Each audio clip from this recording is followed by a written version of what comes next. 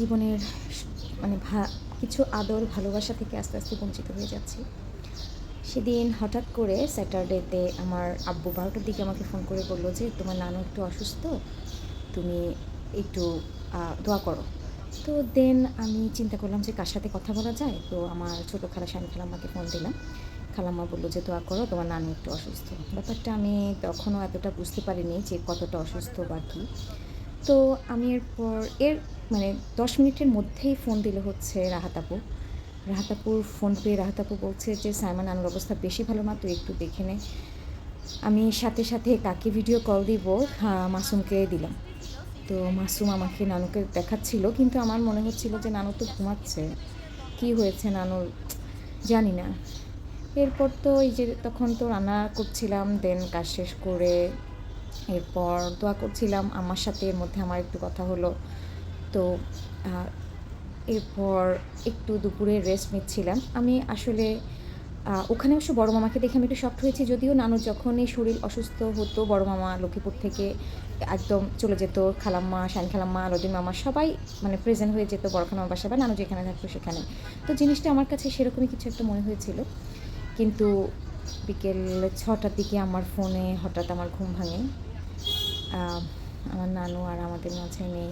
আমি চট করে আবার রাহাত আপুকে ফোন দেই, কারণ রাহাত আপু যাবে বলেছিল আমাকে।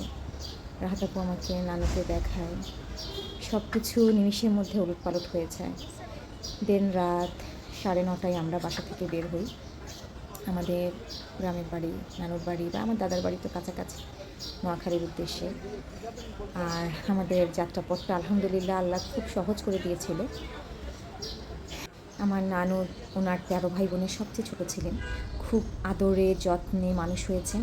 বাট আমি আমার নানুর মধ্যে সবসময় বুদ্ধিমত্তার ছাপ পেতাম এবং নানু চিন্তাভাবনা সব কিছু খুবই গোছানো ছিল। নানু আমার বিয়ের এঙ্গেজমেন্ট প্রোগ্রামে আসার মানে বাড়ি থেকে এসে তখনই অসুস্থ হয়ে যায়। তবুও চাইতো নিজের এসছি আমার নানু বাড়িতে। কত স্মৃতি আমাদের এইসব জায়গায়। আর সত্যি কথা বলতে আমরা হচ্ছি আমার নানুর বড় সন্তানের ঘরের যেহেতু নাতনিরা, আমরা আদর ভালোবাসা নানুর বাড়ির মজা সবচেয়ে বেশি পেয়েছি। আমাদের সমস্ত আবদার, আমরা ডিসেম্বরের একটা মাস নানুর কাছে থাকতাম। মনে হচ্ছে সেই সব দিনগুলো এখন চোখের সামনে জ্বলজ্বল করছে। রাত 2টো বাজে, আমরা আমাদের বাড়ির পথেই ঢুকছি।